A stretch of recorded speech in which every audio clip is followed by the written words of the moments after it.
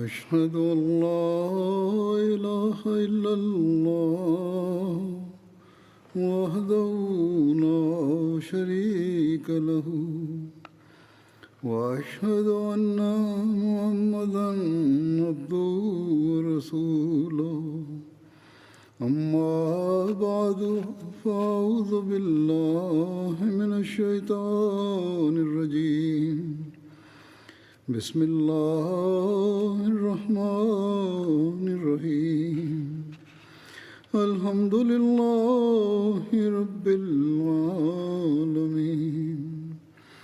الرحمن الرحيم مالك يوم الدين إياك نعبد وإياك نستعين اهدنا الصراط المستقيم صراط الذين أنعمت عليهم غير المغضوب عليهم ولا الضالين.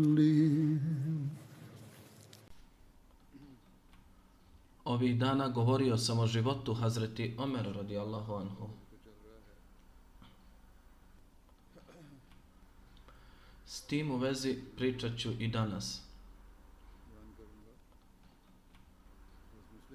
Hazreti Muslih Maud radijallahu anhu kaže: postoji predaj o Hazreti Omeru da je, kada je protjerao Jevreje i kršćane iz Jemena u skladu sa uputstvima časnog poslanika sallallahu alejhi ve sellem, nije okupirao njihove zemlje, nego ih je kupio.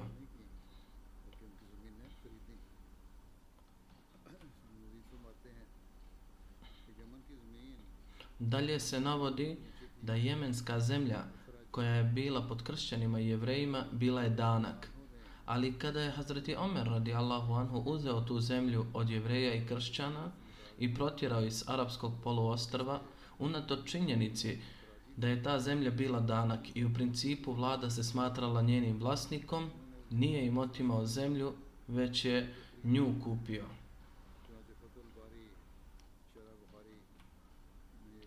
Stoga se u Fatih al-Bari, tumačenju al-Buhari, prenosi: An Yahya ibn Sa'id anna Umara ajla ahla Najara wal Yahuda wal Nasara washtara biyaza arzahum wa karumahum. Odnosno, Jahja ibn Sa'id prenosi da je Hazreti Omer deportirao mušrike iz Nadžara i jevreje i kršćane odatle i kupio njihove zemlje i vrtove. Očito zemlja jevreja ne može biti desetina, jer da je desetina bila bi u vlasništvu muslimana. Dakle, nije bilo ugovora o tome da se kupuje od jevreja. Zapravo bila je danak, kao što se zemlja Indije naziva dankom. Ali Hazreti Omer radijallahu anhu nije je oduzeo proglasivši je dankom i učinivši vladu njenim vlasnikom, već ju je kupio. Možda će neko reći da ova zemlja nije bila danak ili desetina, već neka druga vrsta. Tada će ta ideja biti beskorisna i to će biti znak nepoznavanja islamskog zakona. U islamu nema zemlje osim desetine ili danaka, osim što ona leži napuštena i nema svog jednog jedinog vlasnika. Dakle, zemlje jevreja, kršćana i mnogobožaca Nadžara morale su biti danak ili desetina. Ali u oba slučaja njihov vlasnik, Hazreti Omer, proglasio ih je okupatorima i zemljište je od njih bilo kupljeno.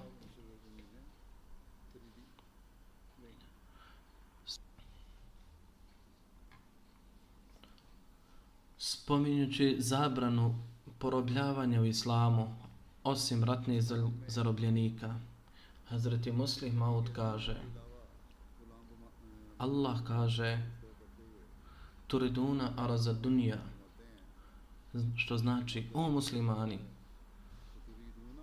želite li kao i drugi ljudi povećati svoju moć, hvatanjem ljudi iz drugog naroda.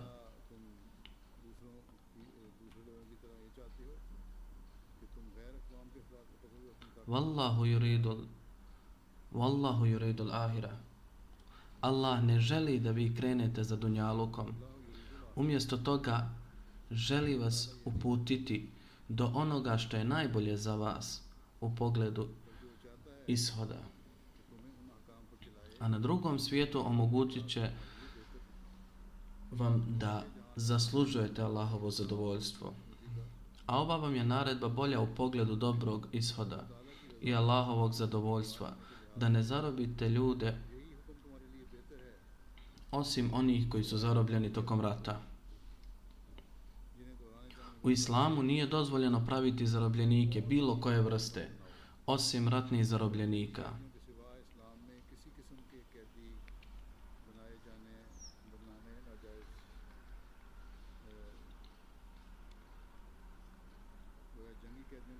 U islamu nije dozvoljeno praviti zarobljenike bilo koje vrste osim ratnih zarobljenika. Ova se zapovjed strogo slijedila u ranom islamu.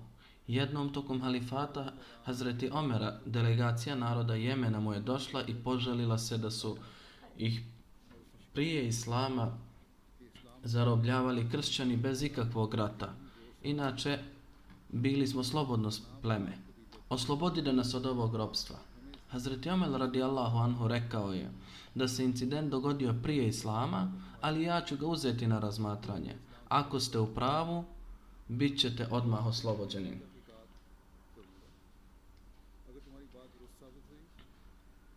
Hazreti Muslim Maud radijallahu anhu zapravo poređuje učenje islama koje je praktikovao Hazreti Omer i kako ih je saslušao u poređenju sa današnjom Europom. Ali šta se događa u Europi? Europa je nastavila ropstvo da bi promovisala svoju trgovinu i poljoprivredu do početka 19. vijeka. Nema sumnje da istorija islama otkriva i neislamsko ropstvo, ali još uvijek nema ni traga domaćem komercijalnom ili industrijskom razvoju kroz robove. U islamu ne postoji ovaj koncept. Jednom je u vrijeme Hazreti Omera bila velika glad.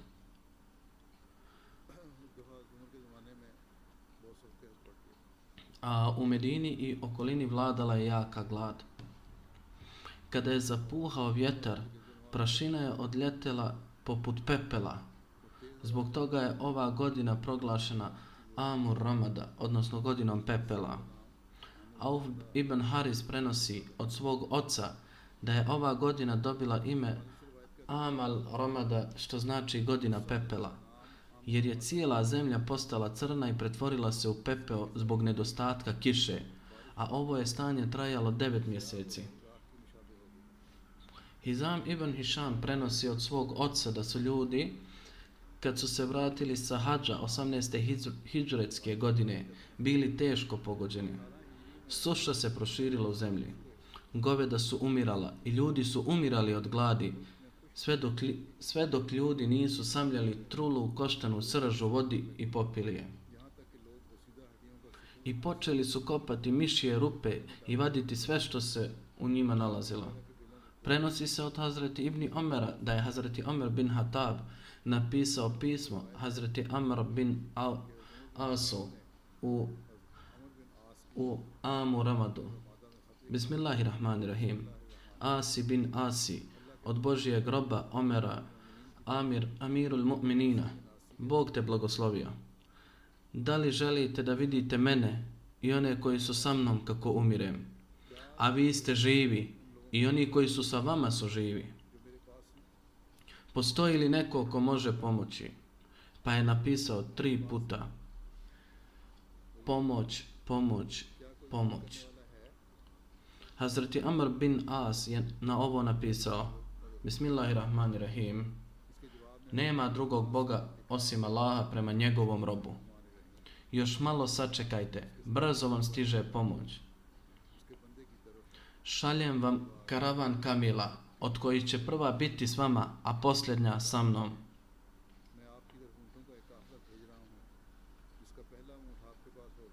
Znači, bit će ogromna grupa karavana.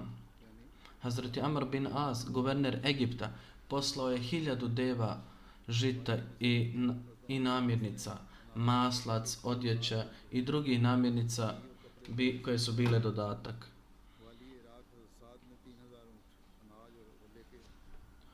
Hazreti Sad, guverner Iraka, poslao je 3000 deva žita, odjeće i tako dalje.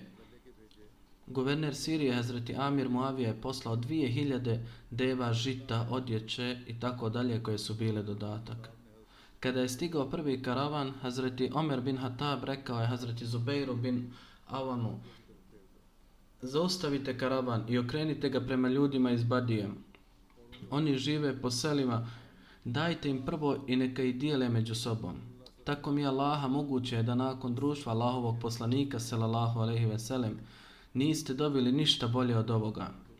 Napravite odjeću od njihove vreće i zakoljite deve, jer će jesti meso i odnijeti masnoću. Nemojte čekati da kažu da ćemo pričekati da dođe kiša. Trebali bi peći i sakupljati brašno dok Allah ne naredi da im bude lakše. Znači, nešto će kuhati i jesti, a nešto će štedjeti. Hazreti Omer je pripremao hranu i propovijedao im da onaj ko želi biti prisutan obroku i ako želi jesti, to neka učini. A kogod želi ponijeti hranu za njega i njegovu porodicu, neka dođe i uzme je. Hazreti Omer je hranio ljude lomeći hljeb i stavljajući ga u čorbu. Ovo je bio hljeb s prilogom maslina koji se odmah kuhao u loncima. Kamile su bile zaklane, a Hazreti Omer je također jeo sa ljudima kao i ostali. Abdullah ibn Zaid ibn Aslam prenosi od svog djeda Aslama da je Hazreti Omer znao stalno postiti. U Amur Ramadi uveče Omeru bi se dostavio hljeb, pomiješan sa maslinovim uljem. Jednog dana ljudi su klali kamile i hranili ih. Čuvali su dobar komad mesa za Hazreti Omera, a kada je taj dio donesen Hazreti Omeru, u njemu su bili komadi lakta i jetre. Omer je pitao: otkud je ovo? Rečeno mu je: o Amirul Mu'minin, ovo je jedna od deva koje smo danas zaklali. On je rekao: teško mi je. Koliko bi bio loš vođa ovog naroda kada bih pojeo dobar dio i hranio ljude otpadom. Uzmi ovu posudu i donesi mi drugu hranu. Pa tako su mu donijeli hljeb sa maslinom i uljem. Potom je slomio hljeb vlastitim rukama i od njega napravio pastu.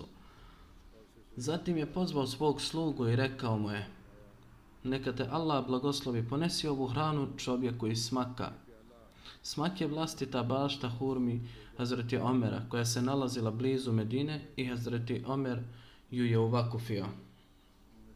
Hazreti Omer mu je rekao: zadnja 3 dana nisam im ništa davao, mislim da su gladni, pa im dostavio ovu hranu.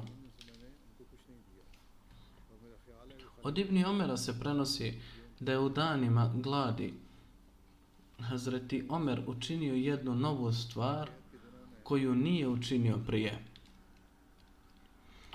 Vodio bi jaciju namaz, pa zatim bi ulazio u njegovu kuću i obavljao namaze do kraja noći. A zatim bi izlazio i šetao oko Medine. Jedne noći čuo sam ga kako je dovio: Allahumma la taj'al halaka ummata Muhammedin ala yadi. Gospodaru moj, nemoj uništiti ummet Muhammeda u mojoj ruci. Muhammed ibn Jahja ibn Haban prenosi da je u danima gladi Omeru jednom donesen hljeb umočen u maslac. Pozvao je jednog beduina i on je sjeo sa njim. Užurbano je počeo uzimati masnoću sa ivice posude. Na to mu je Hazreti Omer rekao: hraniš se kao da nikada nisi vidio maslac.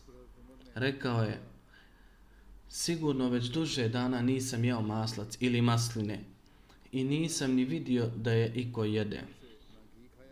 Čuvši to, Hazreti Omer se zakleo da neće ni okusiti meso ni maslac, dok ljudi ne počnu živjeti kao prije. Ibn Taus prenosi od svog oca da Omer nije jeo meso ili maslac, dok ljudi nisu počeli živjeti normalno. I zbog nekorišćenja maslaca i stalnog upotrebljavanja ulja, stomak mu je počeo urlati. Sam bi svom stomaku pričao, urlaj ti koliko hoćeš, ali kunem se Bogom, osim ovoga nećeš ništa dobiti dok se ljudi ne vrate u prethodno stanje i počnu jesti kako su prije jeli. Ajaz bin Halifa kaže da sam vidio Hazreti Omera u gladnoj godini kako je pocrnio, iako je nekada bio bijel. Mi smo se pitali kako se to dogodilo. Prenosilac je rekao da je Hazreti Omer bio Arapin koji je koristio maslac i mlijeko, ali je zabranio sebi ove stvari kad je narod zadesila glad, sve dok se situacija nije promijenila. Hazreti Omer je jeo hranu sa uljem koje mu je promijenilo boju, a kada je stalno gladovao, ta se boja još više promijenila. Usama ibn Zaid ibn Aslam prenio je od svog djeda da smo govorili da će, ako Allah ne ukloni glad, Omer umrijeti od brige za muslimanima. Zaid ibn Aslam prenosi od svog oca da su ljudi iz cijele Arabije dolazili u Medinu u vrijeme gladi. Hazreti Omer je naredio ljudima da se brinu o njima i hrane ih. Hazreti Omer dodijelio je dužnosti raznim ashabima oko Medine koji su se okupljali uveče i davali mu vijesti o svakom trenutku. Od jutra do večeri svi detalji su mu bili doneseni i uveče on bi bio informisan i obaviješten o situaciji. Beduini su dolazili u različite dijelove Medine. Jedne noći kada su ljudi pojeli večeru, Hazreti Omer je rekao: prebroj one koji su večerali s nama. Dakle, kad su ih prebrojali, bilo je oko 7000 ljudi. Tada je rekao: broji one koji nisu došli i bolesnike i djecu. Kada su prebrojali, bilo je 40.000. Nakon nekoliko dana broj se povećao. Broj onih koji su jeli s njim izbrojan je oko 10.000, a ostalih 50.000. I tada se nastavilo sve dok uzvišeni, i tako se nastavilo sve dok uzvišeni Allah nije spustio kišu. Kada je pala kiša, vidio sam kako je Hazreti Omer naredio svojim službenicima da se pobrinu za povratak svih ljudi u njihova područja, a također da im osiguraju žito i konje. Prenosilac kaže da sam vidio Hazreti Omera lično kako dolazi da ih isprati. Kad su stvari krenule na bolje, zbog gladi ljudi iz okoline su došli u grad i ovdje su dobivali hranu. Kada se situacija popravila, bilo je kiše i moglo bi biti poljoprivrede i tako dalje. Onda je on rekao da se vrate i naporno rade i urede svoja polja. U istoriji Tabarija zapisano je o kraju ove gladi da je jedan čovjek sanjao san prema kojem je poslanik sallallahu alejhi ve sellem usmjerio pažnju na dovu. Kada je Omer ovo najavio među ljudima da će se klanjati istika namaz, Hazreti Omer je rekao da je nevolja došla do krajnjih granica i da će sada na kraju ona, ako Bog da, završiti. Narod koji je blagoslovljen molitvama trebao bi shvatiti da su njegove nevolje nestale. Napisano je pismo upravnicima drugih gradova i tražeći od njih da klanjaju namaz istisqa za narod Medine i okoline, jer je njihova teškoća došla do krajnjih granica. Hazreti Omer je okupio muslimane vani radi istika namaza. Održao je kratku hudbu sa Hazreti Abbasom i klanjao namaz, a zatim je kleknuo i počeo moliti. Allahumma iyyaka na'budu wa iyyaka nasta'in. Allahumma magfir lana warhamna warzaqna. O Allahu, mi jedino tebe obožavamo i samo od tebe pomoć tražimo. Allahu, oprosti nam, smiluj nam se i budi zadovoljan s nama. Potom se vratio. Još nisu stigli kući kada se polje zbog kiše pretvorilo u ribnjak. Prema jednoj predaji Hazreti Omer je molio: O Allahu, u vrijeme vašeg poslanika sallallahu alejhi ve sellem, kada je bila suša, molili smo za kišu u ime tvog poslanika i ti bi slao kišu na nas. Danas se molimo tebe za poslanikovog sallallahu alejhi ve sellem amidžu. Zato okončaj ovu našu glad i spusti kišu na nas.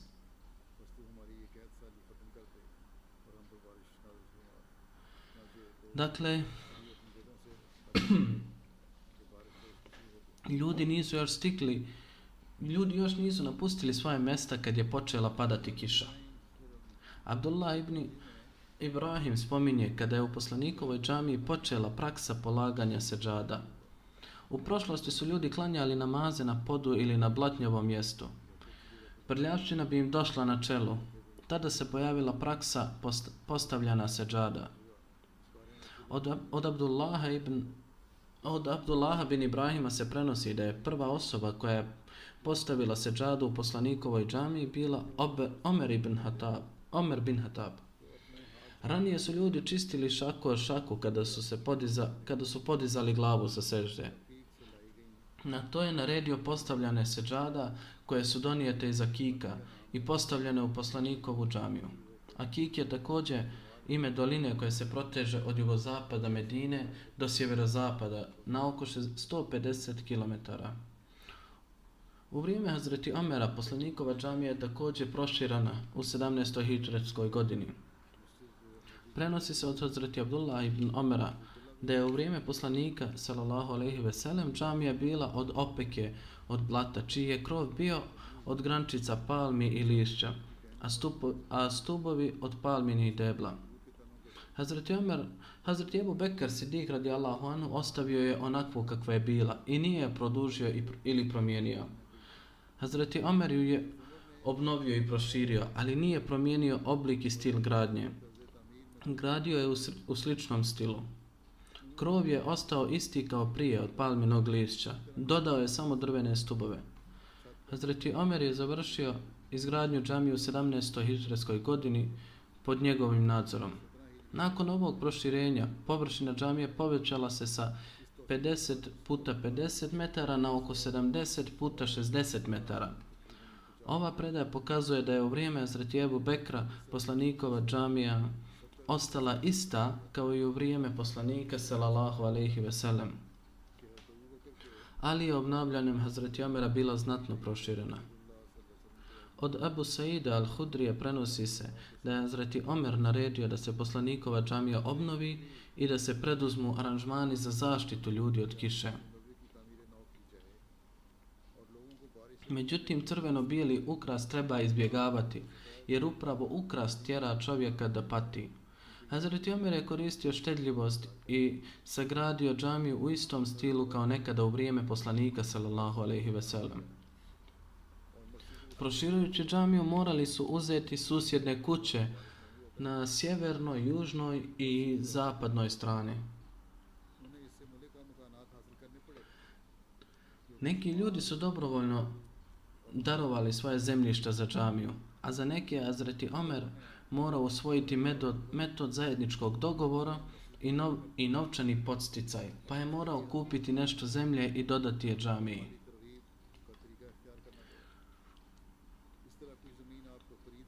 U vrijeme Hazreti Omera je napravljen popis stanovništva i uspostavljen je sistem normiranja za hranu.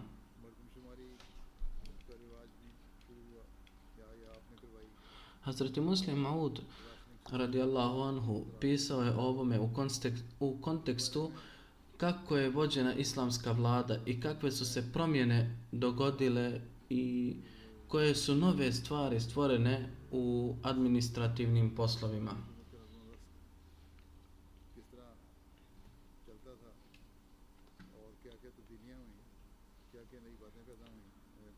Napisao je da je prva stvar koju je poslanik sallallahu alejhi ve sellem uradio kada je došao u Medinu bila da je vlasnike imovine učinio braćom sa onima koji nisu posjedovali imovinu. Ansari su posjedovali imovinu, a muhadžiri nisu imali imovine. Poslanik sallallahu alejhi ve sellem uspostavio je bratski odnos između Ansarija i Muhadžira. A vlasnici imanja su jedan po jedan bili spojeni sa onima bez omine. A neki od njih su toliko pretjerali da pored svojih imanja ponudili su svojoj braći da su spremni razvesti se od jedne od svojih žena zbog njih i neka se udaju za njih.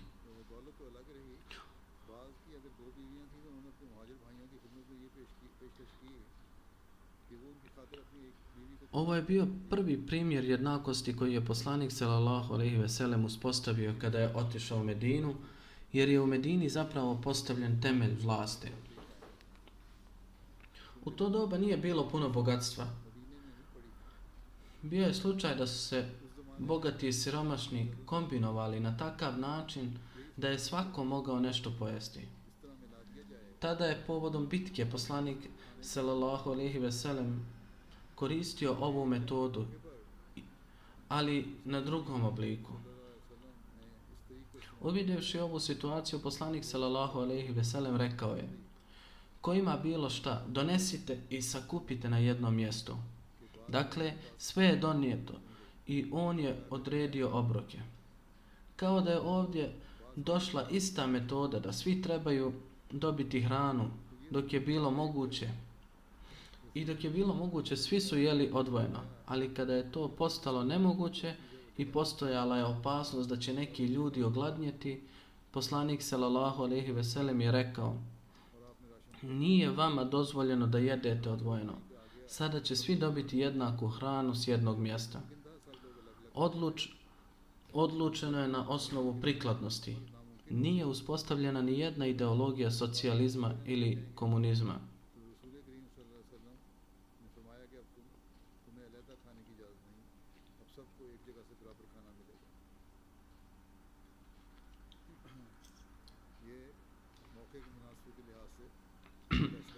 Odlučeno je na... Međutim, ashabi kažu da smo se strogo pokoravali naredbi poslanika sallallahu alejhi ve sellem, da ako bismo imali jednu hurmu, pojesti je smatrali smo vrlo neiskrenim i ne bismo mirovali dok je ne bismo stavili među zalihama. Ovo je bio drugi primjer koji je pokazao časni poslanik sallallahu alejhi ve sellem. Sve dok je situacija bila loša, bila je takva i dao je ovaj primjer. Tada je došlo bogatstvo u vrijeme poslanika sallallahu alejhi ve sellem i Allah je otvorio usta bogatstva za islam. Ali Allah je htio da se nakon poslanika sallallahu alejhi ve sellem izda detaljni sistem, da ljudi ne misle da je to bilo samo osobina časnog poslanika sallallahu alejhi ve sellem. Niko drugi to ne može učiniti. Kada je bogatstvo došlo, stari sistem je počeo, ali i nakon toga uzvišeni Allah je uredio njegov početak.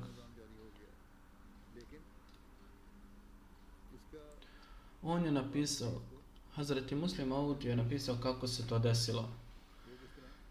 Tako je s jedne strane uzvišeni Allah dao primjer iz ruke poslanika sallallahu alejhi ve sellem. S druge strane, došavši do Medine, Ansari su svoje bogatstvo predstavili muhadžirima.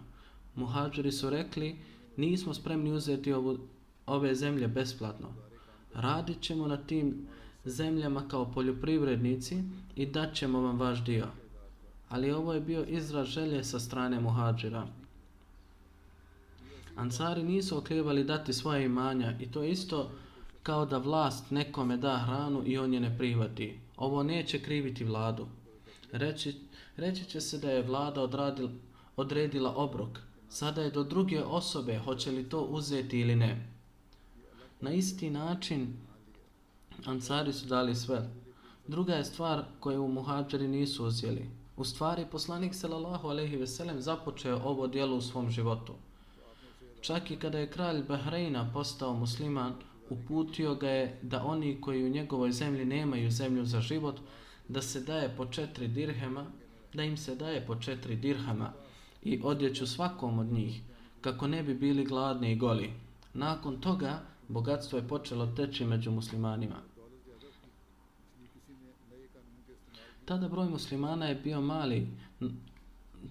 naspram bogatstva. U to vrijeme nije bilo potrebe za uvođenjem novog zakona, jer svrha se ispunjavala.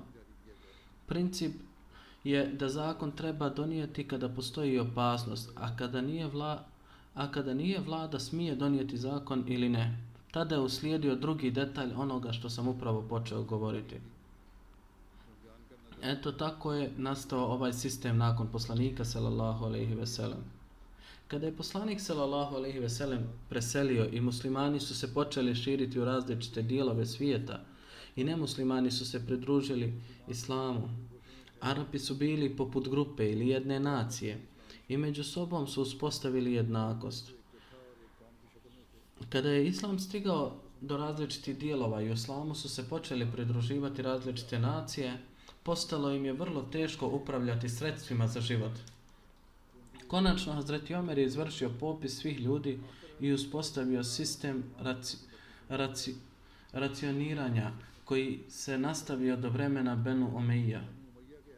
Evropski historičari također priznaju da je prvi popis stanovništva izvršio Hazreti Omer radijallahu anhu. I također priznaju da je prvi popis stanovništva izvršio Hazreti Omer ne da bi ljudima oduzeo njihovo bogatstvo, već da bi sredio sistem obroka i hrane. Druge vlade provode popise stanovništva kako bi ljudi mogli postati žrtve na jagnjad i služiti vojsku. Ali Hazreti Omer nije izvršio popis stanovništva da bi ljudi postali žrtve na jagnjad, već da bi im stavili hljeb u trbuh. Koliko ljudi ima i koliko hrane treba obezbijediti. Stoga su nakon popisa svi ljudi dobili mjesečnu naknadu za hranu i ostale potrebštine po fiksnom sistemu. A to je učinjeno tako pažljivo da je u vrijeme Hazreti Omera, kada je Sirija osvojena i odatle dolazilo mnogo maslinovog ulja,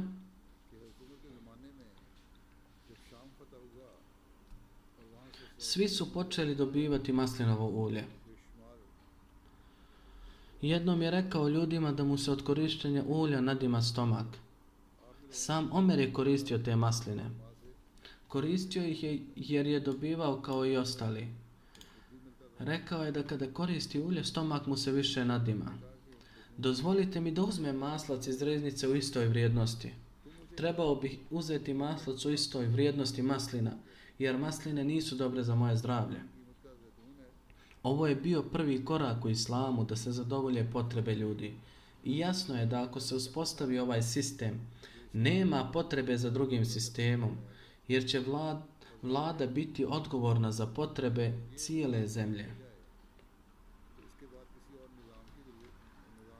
Njihova hrana, njihova piće, odjeća, obrazovanje, liječenje bolesti i izgradnja kuća za njihov smještaj bit će odgovornost islamske vlade. Ako se ti zahtjevi ispune, neće biti potrebno osiguranje i tako dalje. Ljudi se osiguravaju kako bi ostavili nešto za svoju djecu kasnije ili kad u starosti ne možemo zadovoljiti svoje potrebe. Kada vlada preuzme ovu odgovornost, tada nije potrebno osiguranje.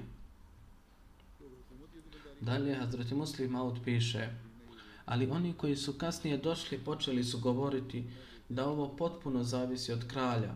Ako bude htio, dat će nešto, ako ne, ne mora. Pošto islamsko učenje još nije bilo potpuno uspostavljeno, tada su ljudi ponovo bili privučeni metodama drugih kraljeva. Ponovo je korištena ista metoda kao kod drugih kraljeva.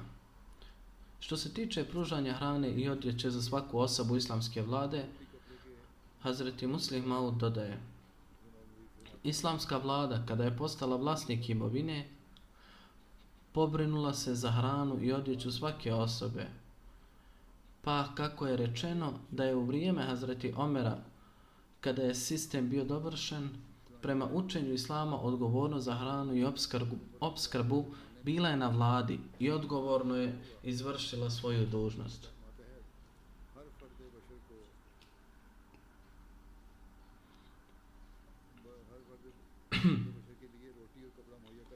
U tu svrhu Hazreti Omer izdao je metodu popisa stanovništva i otvorio registre u kojima su bila upisana imena svih ljudi. Evropski pisci također priznaju da je, kao što je ranije spomenuto, prvi popis stanovništva izvršio Hazreti Omer i on je bio taj koji je izdavao registre.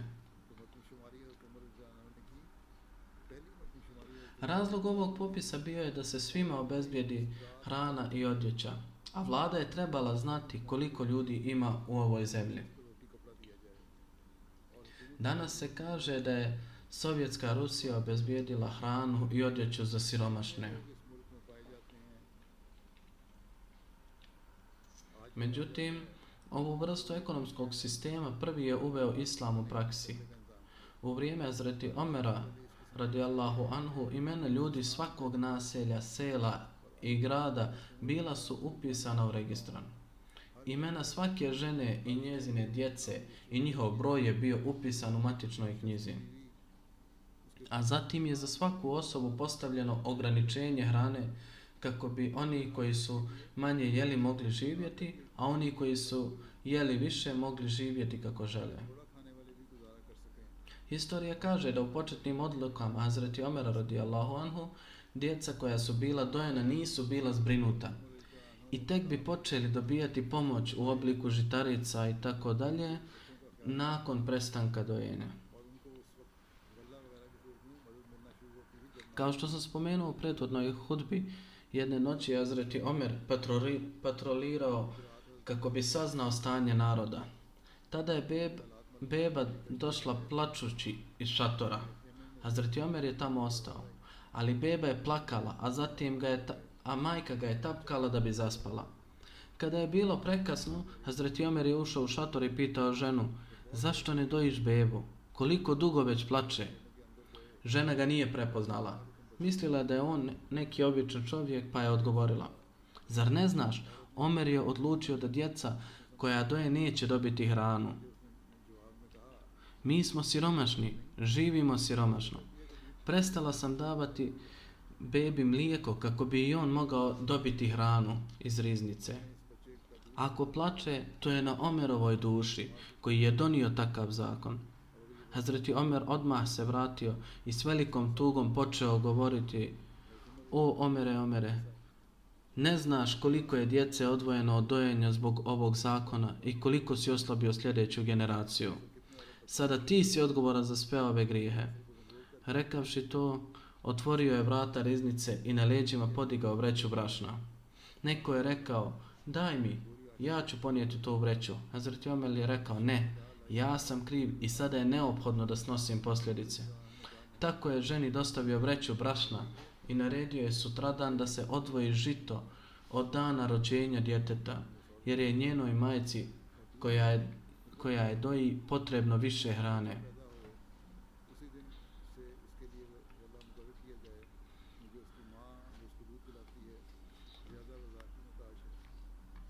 Dalje Hazreti Muslih Maud kaže da je Islam taj koji je uspostavio prava države, a prema Islamu vlada je odgovorna za hranu, kuću i odjeću svakog pojedinca. A Islam je prvi koji je izdao ovaj princip. Sada ga kopiraju druge vlade, ali ne u potpunosti. I dalje se obezbeđuje osiguranje, plaćaju se porodične penzije, ali vlada je odgovorna za hranu i odjeću, kako u mladosti, tako i u starosti. Ovaj princip nije uvela ni jedna religija prije Islama. Popisi sekularnih vlada koriste se za prikupljanje poreza ili za otkrivanje koliko mladih ljudi može biti regrutovano u vojsci u vrijeme potrebe. Ali je islamska vlada prvi put provela popis stanovništva u vrijeme Hazreti Omera kako bi obezbedila hranu i odjeću svakoj osobi, a ne da bi nametali porez ili da bi saznali koliko mladih ljudi može biti pronađeno za vojsku u vrijeme potrebe, već jednostavno zbog popisa.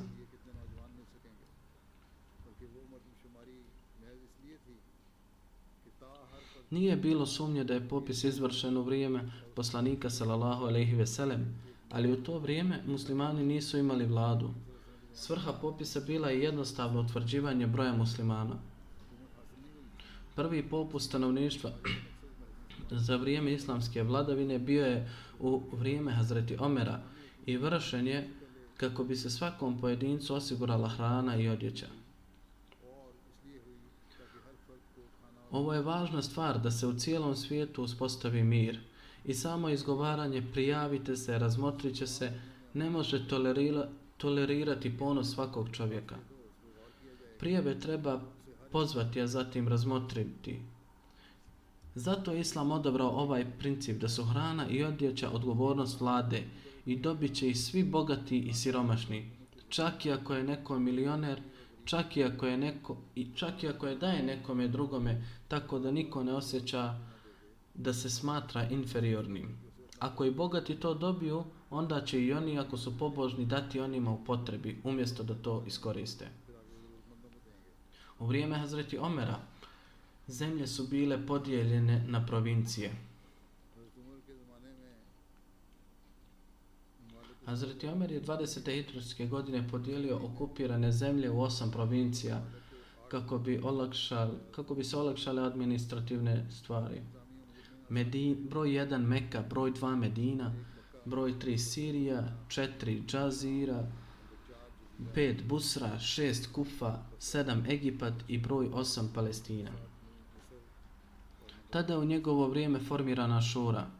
Međlisi šura su uvijek prisustvovali članovi ove dvije grupe, muhađiri i ansari.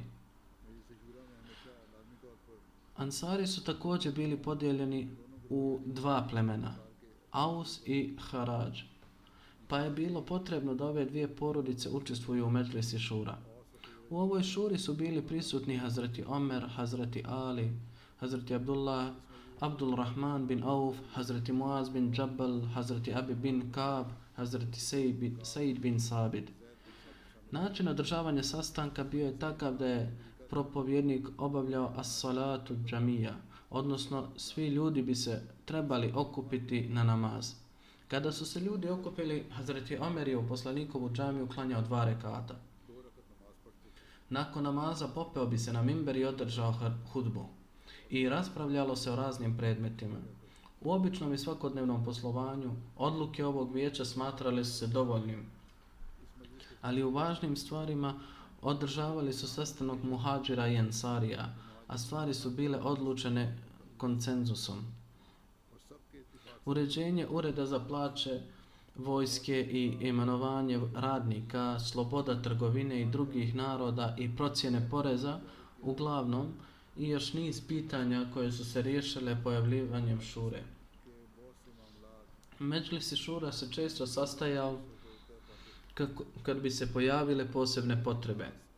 Pored toga održan je još jedan sastanak na kojem se razgovaralo o dnevnim aranžmanima i potrebama. Ovaj skup se uvijek održavao u poslanikovoj džamiji i na njemu su učestvovali samo muhađiri i ashabi. Hazreti Omer je govorio o dnevnim vijestima o provincijama i okruzima koji su stizali do sjedišta halife u ovom međlisu i ako bi se bilo o čemu trebalo razgovarati, u njemu se tražilo mišljenje ljudi. Osim članova međlisa šira javnost se pitala u administrativna pitanja. Guverneri provincija i okruga često su se postavljali po želji naroda, a ponekad se i način izbora praktikovao. Prilikom izbora službenika za prikupljanje poreza u Kufi, Basri i Siriji, Hazreti Omer je poslao naredbu u 3 provincije da odaberu osobu po svom izboru koja će biti poštenija i sposobnija od svih ljudi. Piše se o načinu imenovanju počinilaca i kako bi im Hazreti Omer dao upute. Šura je imenovala službenike za opće službe. Kada bi svi članovi se složili na izbor tog službenika, taj bi bio izabran. Ponekad bi guverneru provincije ili okruga slao naredbe da odabere i pošalje osobu koja je sposobnija. Pa bi Hazreti Omer izabranu osobu imenovao za počinitelja.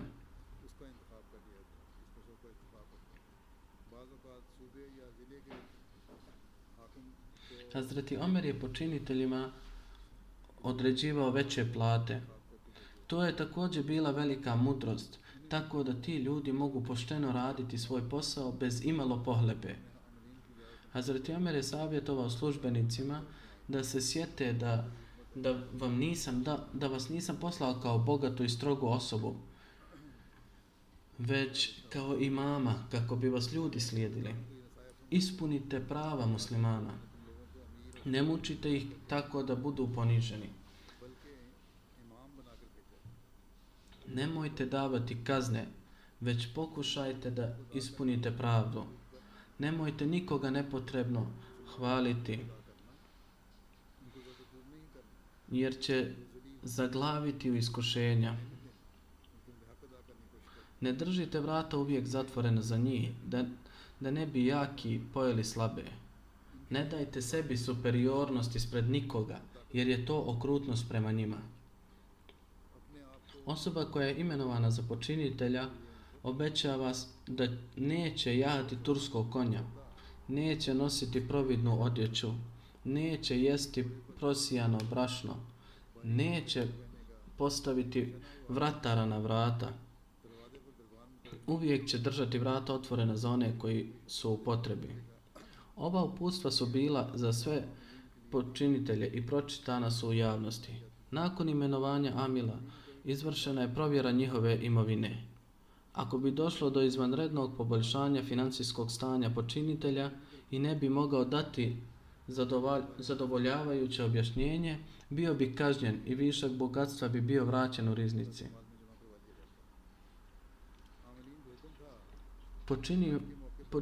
Počiniocima je naređeno da se obavezno okupe povodom hadža. Postojao bi javni sud na kojem bi se, ako osoba ima pritužbu prema počinitelju, odmah bi se to popravilo.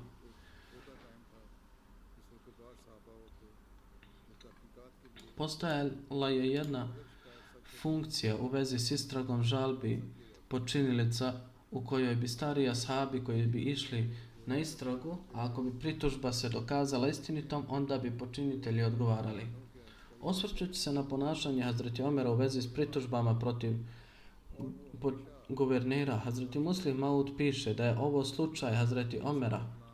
Narod Kufe bili su pobunjenici i uvijek su se žalili na svoje guvernere da takvi sudija, taj takav ima tu manu, taj takav ima tu manu.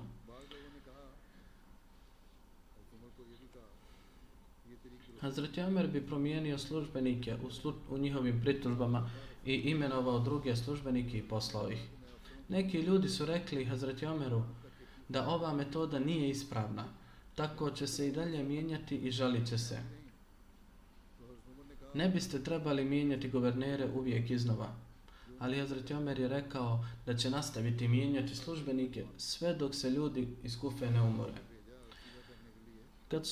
Kad su mu neko vrijeme stizale optužbe protiv pritužbe, Hazreti Omer je rekao: sad ću poslati guvernera ljudima iz Kufe koji će ih ispraviti. Guverner je bio 19-godišnjak kojeg je Hazreti Omer poslao da ih ispravi, a bio je 19-godišnjak po imenu Abdul Rahman bin Abi Leila. Kad su stanovnici Kufe saznali da je 19-godišnjak imenovan za njihovog guvernera, rekli su da treba da ga svi ismijavaju. Bili su to problematični i ponositi ljudi Kufe. Zajedno bi uzeli starije ljude od preko 70-80 godina i odlučili da će svi ljudi grada otići sa ovim ljudima radi dobrodošlice Abdul Rahmana i kako bi ga ismijali, pitaće ga za njegove godine. Pitali bi ga: gospodine, koliko imate godina? Kad bude odgovorio, ismijat će se i ismijavat će se iz činjenice da je dječak postao guverner. Dakle, prema istoj šemi izašli su na 2 ili 3 milje izvan grada da ga prime. Abdul Rahman bin Abi Leila također je izašao na magarcu i svi ljudi Kufe bili su postrojeni, a u prvom redu bili su stari poglavari. Kada je prišao Abdul Rahman ibn Abi Leila, pitali su: vi ste postavljeni za našeg guvernera, a vaše ime je Abdul Rahman.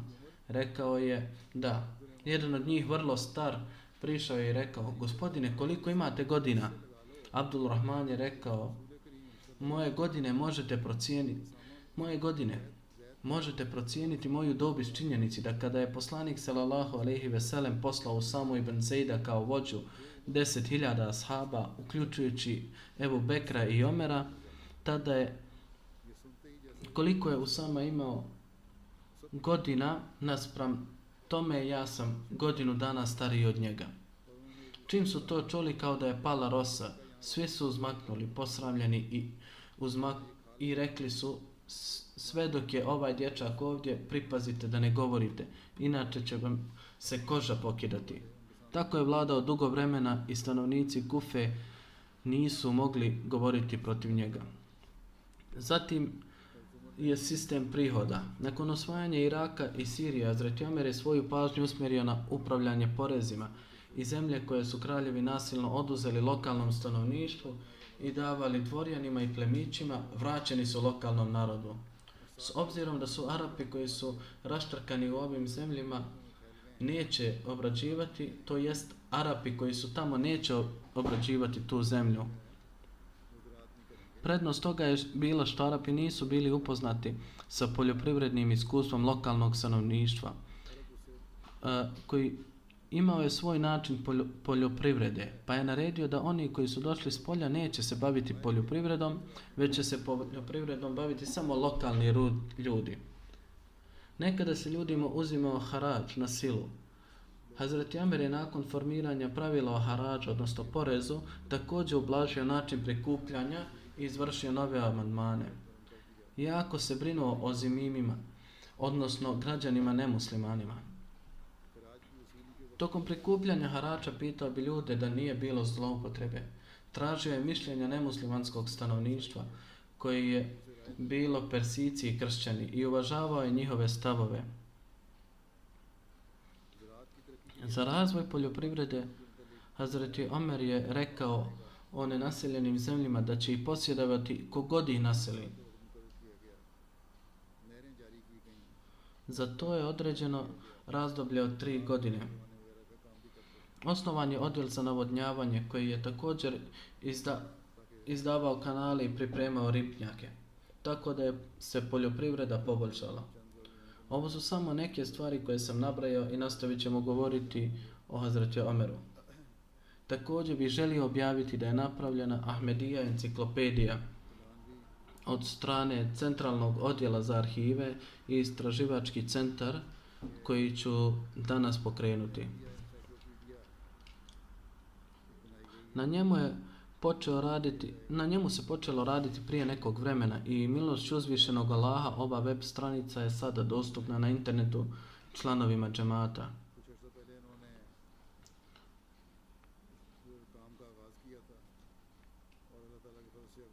Sajtu možemo pristupiti na www.ahmadipedia.org, gdje će se otvoriti početna stranica u stilu pretraživača za pretragu sadržaja.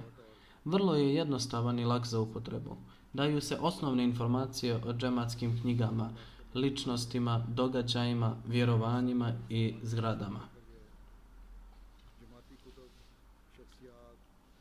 U svaki unos pružaju se veze do srodnih web stranica, video zapisa i članaka iz džematskih novina, tako da se iz tih izvora mogu dobiti detaljne informacije. Jedna od prednosti ovih veza koje su date za detalje je ta što će korisnici imati pristup i drugim web lokacijama džemata Ahmedija i moći će koristiti sve novine i časopise. Članovi džemata širom svijeta imaju puno korisnih informacija koje nigdje nisu zabilježene. Postoji i opcija koja se naziva doprinos na web stranici Ahmadipedia, gdje mogu pružiti svoje informacije ili dokaze ili dokumente o bilo kojoj temi. Ne da to postavite direktno, već da ga dostavite administraciji. Nakon istraživanja i provjere dostavljenog materijala, on će biti uključen u odgovarajući unos teme. Na ovaj način ova web stranica postaće trajni projekt uz saradnju svih strana i bit će korisna za svakog Ahmedi, ako Bog da. Ako neko ne pronađe potreban sadržaj na web lokaciji, moći će kontaktirati Ahmedipedija i tada će se ti ljudi potruditi da pruže potreban sadržaj na web stranici. Ovi kažu, iako su sve ove informacije pružene iz autentičnih izvora, ako korisnik ima dokaze koji su u suprotnosti s bilo kojim informacijama, onda nam dostavite takve dokaze kako bi se istorija istraživačke grupe kasnije mogla provjeriti. Sve tehničke korake za razvoj ove web stranice učinio je Centralni odjel za informatiku, a s velikom je pažnjom to uradio odjel za informatiku koji uključuje svoje stalno osoblje kao i volontere. Misionari i volonteri Centralnog arhivskog odjela naporno su radili na pripremi materijala i neumorno su radili na svim zadacima u svrhu prenošenja materijala prevedenog sa Urdu. Radili su naporno i svi oni koji su radili na ovom web sajtu, neka je Allah nagradi, iako Bog da, nakon džuma namaza pokrenut ću ovaj web sajt.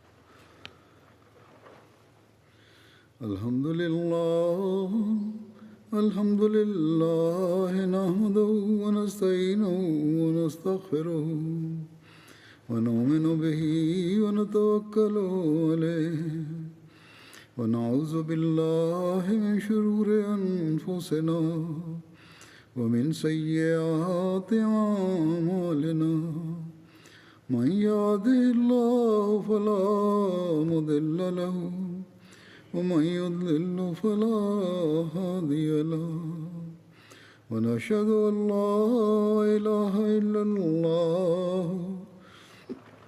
ونشهد أن محمدا عبده ورسوله عباد الله رحمكم الله إن الله يأمر بالعدل والإحسان وإيتاء ذي القربى وينهى عن الفحشاء والمنكر والبغي يعظكم لعلكم تذكرون اذكروا الله يذكركم وادعوه يستجب لكم ولذكر الله أكبر